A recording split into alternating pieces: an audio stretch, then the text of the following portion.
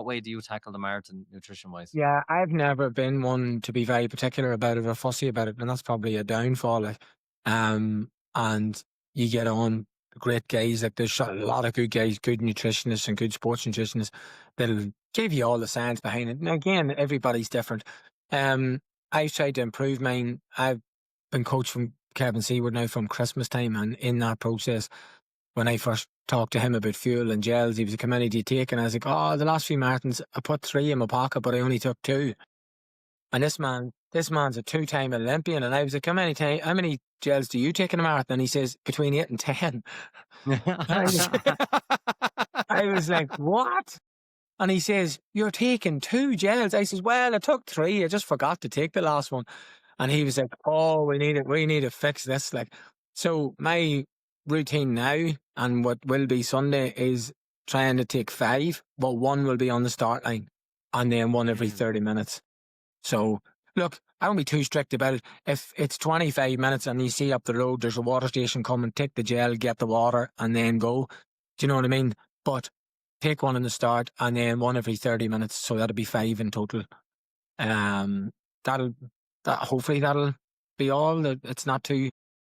Everybody's different, like you say. Everybody should be practicing things, and it depends on how long you're going to be out there. If you're out for a 5.5 hour marathon, you're going to need a lot more fuel.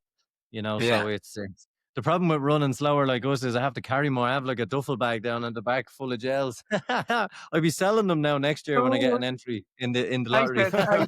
Someone asked me that, how often should I take them? And I was like, well, I take mine every half an hour. And they're like, oh, but I'm aiming for 6 hours. And I was like, oh, fuck, 12 gels in your belly. Like, you know what I mean?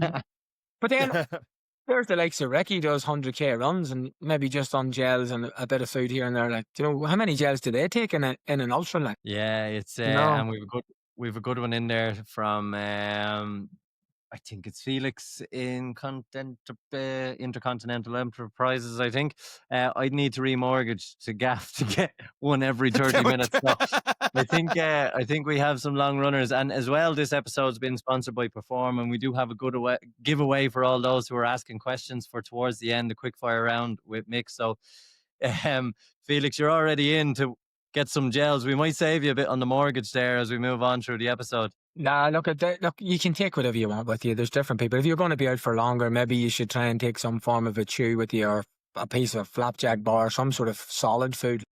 Do you know what I mean? But again, it depends on who you are. Like, I've gone from doing a marathon with 2 gels, like, and drifting towards 4 and 5. So I would love to come out the other side of it and go, oh my God, 5 gels was some difference compared to 2. You know what I mean? Were you ever tempted with a jelly snake or a Jaffa cake or something that gets handed out during the course, Mick, with 2 gels? See the shape Mick is in. No way he's stopping for jelly babies.